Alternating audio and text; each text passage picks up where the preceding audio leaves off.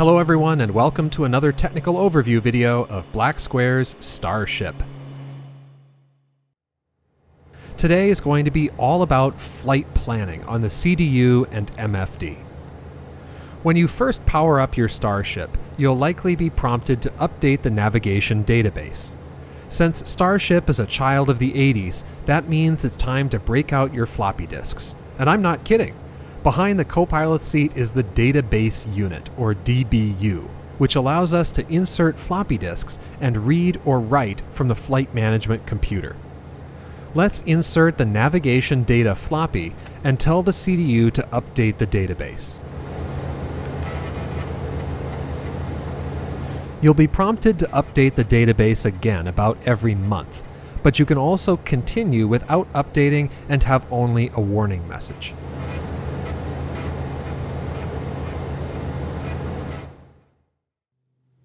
After we've updated the database, we might want to start a new flight plan.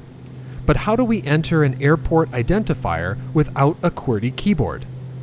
Starship uses a modified T9, or text on 9 keys entry system. We can enter numbers by pressing the number keys, but we can enter letters by pressing the number key followed by the letter button until we see the letter we're looking for. If that sounds tedious, it is. But luckily for you, you can click anywhere on the CDU screen to use your own keyboard. Click on the screen again or press Enter to deactivate keyboard entry. On this screen, we see what's called pre-designation mode, where the CDU is showing us in yellow exactly where to enter our data. On other screens, we will enter data into the scratch pad at the bottom of the screen and then use one of the line select keys to insert our data. This is called post-designation mode. Now let's say that even keyboard entry was too tedious for you. With Starship, we can also enter waypoints with a cursor on the MFD. Once you press Enter, the CDU will display the joystick symbol and then enter our selected waypoint. You can build an entire flight plan this way, or even tune VOR stations with the MFD joystick. Those flight plans can then be saved and reloaded from the route library for your future excursions. Now that we have a flight plan, we can also see it on the ND. To fly along this route, we need to go to the nav source page on the CDU. On-side navigation receivers will be shown in green on the PFD and ND, and cross-side will be in yellow while FMS is always white. For FMS navigation, we have 3 so-called system control modes. Auto leg is what you're used to, where the waypoints will automatically sequence when we fly over the top of them. Manual leg means that we will have to advance the waypoints manually each time ourselves. Lastly, in selected course mode, there is no continuity between waypoints, but you can select an inbound and outbound course, much like OBS mode on modern GPS equipment. You can either enter this course on the CDU numerically, or select it using the Course Heading Panel, CHP, course select knobs. While we're on the CHP, you might think that the 2 course knobs control the active and preset navigation sources on the pilot's side, but they don't. Instead, one knob is for the pilot and one is for the co-pilot. To select a course for the preset navigation source on the pilot's side, we must be on the preset navigation source page on the CDU. Another interesting feature of this avionics suite is how VOR navigation is depicted on the ND in map mode. When a VOR is tuned, its symbol is placed in the correct geographic position on the map relative to the aircraft symbol. If it's tuned by the NAV1 receiver, it will have an inscribed number 1. And a number 2 for the NAV2 receiver. Once we activate a VOR navigation source, inbound and outbound course lines will be displayed on the map. The color corresponds to whether it's the active or preset navigation source.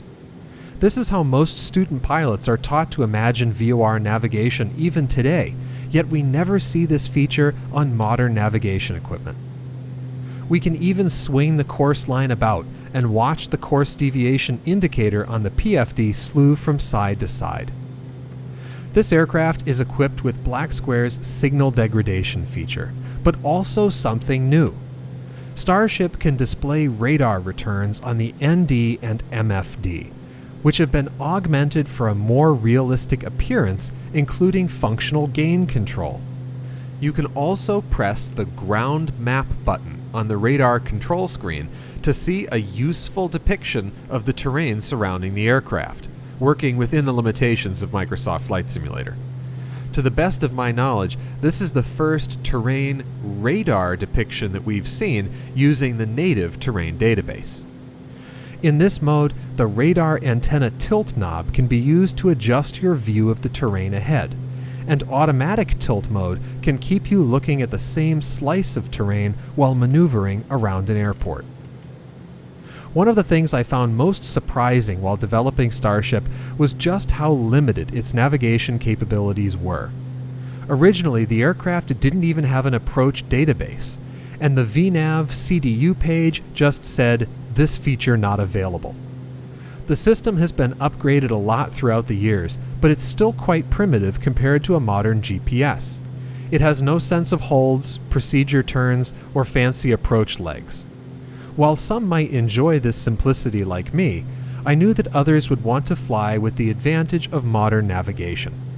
For this reason, I have included a GNS 430 in the pedestal, which can be coupled to the autopilot.